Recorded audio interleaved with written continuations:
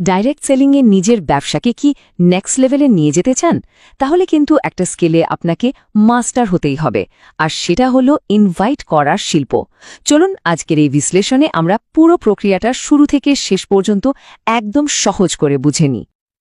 আচ্ছা, আপনার বিজনেসটা কি এমন একটা জায়গায় এসে থেমে গেছে যে মনে হচ্ছে আর এগোচ্ছে না? যদি উত্তরটা হ্যাঁ হয়, তাহলে এই আলোচনাটা কিন্তু বিশেষভাবে আপনারই জন্য, কারণ আমরা ঠিক সেই মূল সমস্যাটা নিয়েই কথা বলবো যা অনেকে আটকে রাখে, আর এর সমাধানটাও খুঁজে বের করব। এই যে আটকে যাওয়ার এর কারণ আর সমাধান কিন্তু একটাই, আর সেটা লুকিয়ে আছে মাত্র একটা স্কিলে, আর সেটা হলো ঠিকঠাকভাবে ইনভাইট করার কৌশল। দেখুন, নতুন মানুষের সাপ্লাই ছাড়া যে কোনো ব্যবসাই তো থেমে যায়, তাই না? আর ইনভাইট হলো সেই সাপ্লাই তৈরির প্রথম দরজা। তাহলে চলুন দেখে নেওয়া যাক আজকে আমরা কি কি বিষয় নিয়ে কথা বলবো। আমরা একদম শুরু থেকে মানে ইনভাইট জিনিসটা কি সেটা দিয়ে শুরু করব।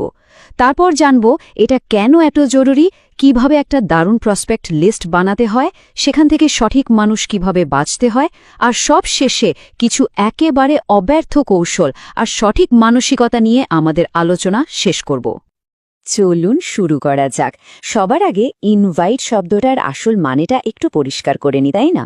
বাংলায় কিন্তু আমরা দুটো শব্দ ব্যবহার করি, একটা হলো নিমন্ত্রণ আর অন্যটা আমন্ত্রণ। এই বিজনেসের ক্ষেত্রে আমরা কোনটা ব্যবহার করব আর কেন, এটা জানা কিন্তু ভীষণ জরুরি। দেখুন, এই পার্থক্যটা বোঝা কিন্তু খুবই জরুরি। নিমন্ত্রণ আমরা কখন করি? কোনো সামাজিক অনুষ্ঠানে, যেমন ধরুন বিয়ে বা পার্টিতে। এর উদ্দেশ্য হল একসঙ্গে মজা করা, আনন্দ করা। কিন্তু আমন্ত্রণ হল কোনো একটা বড় উদ্দেশ্যে একসাথে কাজ করার জন্য ডাকা, যেমন একটা স্কুল বানানো বা একটা ব্যবসা দাঁড় করানো। আমাদের এই ব্যবসায় আমরা কিন্তু মানুষকে কোনো মূল্যবান জিনিস একসাথে তৈরি করার জন্য আমন্ত্রণ জানাই। তো প্রশ্ন হলো, আমরা কেন ইনভাইট করব? এই কেন এর উত্তরটা যদি পরিষ্কার থাকে না, তাহলে এইটাই কিন্তু আপনার সফলতার আসল ফিউয়েল বা জ্বালানি হিসেবে কাজ করবে। যখন আপনার কাজের পেছনের উদ্দেশ্যটা একদম পরিষ্কার থাকবে, তখন দেখবেন কোনো বাধাই আপনাকে থামাতে পারবে না। আসলে ইনভাইট করার পেছনে এমন 5টা শক্তিশালী কারণ আছে যা এই কাজটাকে আর শুধু কাজ রাখে না, এটাকে একটা দারুণ সুযোগে পরিণত করে। এই যে 5টা কারণ, life support, respect, personality, helping আর রিলেশনশিপ, এগুলো কিন্তু শুধু শব্দ না।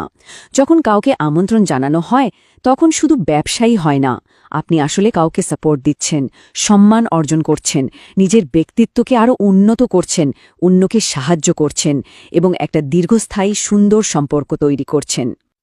আচ্ছা, এবার যে ধাপে আসছি সেটা কিন্তু খুবই গুরুত্বপূর্ণ। জেনে রাখুন, আপনার সাফল্য কিন্তু মাথা থেকে শুরু হয় না, শুরু হয় কাগজ কলম থেকে। একটা গোছানো প্রসপেক্ট লিস্টই হলো আপনার ইনভাইট করার কৌশলের আসল ভিত্তি। প্রসেসটা কিন্তু একদম সহজ, কিন্তু এটা ছাড়া চলবেই না। একটা খাতা আর কলম নিন, টার্গেট করুন কমপক্ষে 100টা নাম লিস্টে তুলবেন। আর সবচেয়ে জরুরি বিষয় হলো, লিস্ট বানানোর সময় একদম ভাববেন না যে কে কাজটা করবে বা কে করবে না। শুধু নাম, ঠিকানা আর কন্ট্যাক্ট নাম্বার দিয়ে লিস্টটা সাজিয়ে ফেলুন। এই যে চার্টটা দেখছেন, এটা থেকে একটা জিনিস কিন্তু পরিষ্কার, আপনার নেটওয়ার্ক হয়তো আপনি যা ভাবছেন তার চেয়েও অনেক বড়। ফ্যামিলি, আত্মীয়স্বজন, স্কুল কলেজের বন্ধু, কলিগ, এমনকি সোশ্যাল মিডিয়ার পরিচিতি, সবাই কিন্তু আপনার এই লিস্টের অংশ হতে পারে। লিস্ট তো বানানো হলো, এখন কি? এখনকার কাজটা হলো স্ট্র্যাটেজিক্যালি সঠিক মানুষটাকে বেছে নেয়া। মানে সবাইকে একসাথে ইনভাইট না করে কাদেরকে আগে ডাকবেন সেটা ঠিক করা। এতে আপনার সময় আর এনার্জি দুটোই বাঁচবে।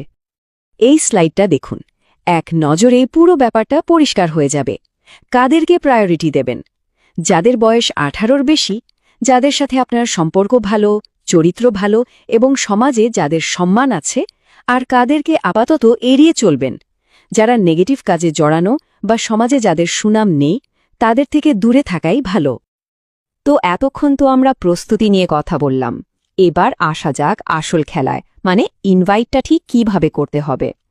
একটা কথা মনে রাখতে হবে, সবার জন্য কিন্তু একই ফর্মুলা কাজ করবে না, তাই আমরা বিভিন্ন ধরনের মানুষের জন্য আলাদা আলাদা কৌশল নিয়ে আলোচনা করব। চলুন প্রথমে চাকরিজীবীদের কথা ভাবি। তাদের মেইন সমস্যা দুটো কি বলুন তো? হ্যাঁ, সময় আর টাকা। তাদের কাছে হয়তো যথেষ্ট সময় নেই, আবার অনেকেরই মাস শেষে বেতনের টাকায় সব প্রয়োজন মেটানো কঠিন হয়ে যায়। এই স্ক্রিপ্টটা দেখুন, এটা তাদের জন্য ম্যাজিকের মতো কাজ করতে পারে। এটা একদম ছোট, সোজাসাপটা আর একটা নির্দিষ্ট সময়ের কথা বলে কৌতূহল তৈরি করে। আপনি যখন তার পরিশ্রমে প্রশংসা করে একটা সমাধানের কথা বলবেন, তখন যে কোনো ব্যস্ত মানুষও আপনার কথায় মনোযোগ দেবে। এবার ভাবুন স্টুডেন্টদের কথা, যারা 18+, তাদের মধ্যে পড়াশোনার পাশাপাশি নিজের পায়ে দাঁড়ানোর একটা তাগিদ কাজ করে, একটা আয়ের উৎস দরকার হয়। এই অ্যাপ্রোচটা খেয়াল করুন, এটা কিন্তু শুধু একটা অফার না, এটা একটা সাপোর্টের প্রতিশ্রুতি। আপনি তাকে একটা সুযোগ তো দিচ্ছেনই, সাথে সাহায্য করার কথাও বলছেন। এটা তাকে আত্মবিশ্বাসী করে তুলবে আর অল্প বয়স থেকেই একটা দারুণ ক্যারিয়ার গড়ার সুযোগ দেবে। ব্যবসায়ীদের কথা যদি বলি, তাদের হয়তো টাকার অভাব নেই, কিন্তু একটা জিনিসের খুব অভাব, আর সেটা হলো সময়ের স্বাধীনতা। তারা যদি দোকান বা ব্যবসা বন্ধ রাখেন, তাহলে তাদের আয়ও বন্ধ হয়ে যায়। এই প্রশ্নটা খেয়াল করুন, এটা কিন্তু যে কোনো ব্যবসায়ীকে এক মুহূর্তের জন্য হলেও থামিয়ে দেবে, ভাবতে বাধ্য করবে। এটা তাদের বর্তমান বিজনেস মডেলের দুর্বলতাটা চোখে আঙুল দিয়ে দেখিয়ে দেয় আর এমন একটা সিস্টেমের দিকে আগ্রহী করে তোলে যেটা তার অনুপস্থিতিতেও ইনকাম জেনারেট করতে পারে। শুধু কৌশল বা টেকনিক জানলেই কিন্তু হবে না। আসল সাফল্যটা আসে সঠিক মানসিকতা থেকে। ধৈর্য, নিয়মিত প্র্যাকটিস আর লেগে থাকার মানসিকতা ছাড়া কোনো বড় সাফল্যই কিন্তু সম্ভব না।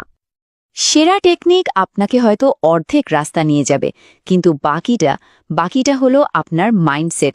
কেউ না বললে একদম ভেঙে পড়বেন না। নিজে বলার চেয়ে সামনের মানুষটার কথা বেশি করে শুনুন, তার আসল সমস্যাটা বোঝার চেষ্টা করুন। অবশ্যই 24 ঘন্টার মধ্যে ফলো আপ করুন, আর সবচেয়ে বড় কথা হলো একটানা প্র্যাকটিস চালিয়ে যান। একটা কথা সবসময় মনে রাখতে হবে, ইনভাইট করাটা কিন্তু কোনো জন্মগত প্রতিভা না, এটা একটা স্কিল। আর যে কোনো স্কিলই শুধুমাত্র প্র্যাকটিসের মাধ্যমেই নিখুঁত হয়। আপনি যত বেশি ইনভাইট করবেন, তত বেশি দক্ষ হয়ে উঠবেন। তো এই পুরো আলোচনার পর প্রথম কোন নামটা লিস্টে যোগ করা যায়? আর দেরি কেন, চলুন আজই কাগজ কলম নিয়ে সাফল্যের দিকে প্রথম ধাপটা নেওয়া যাক।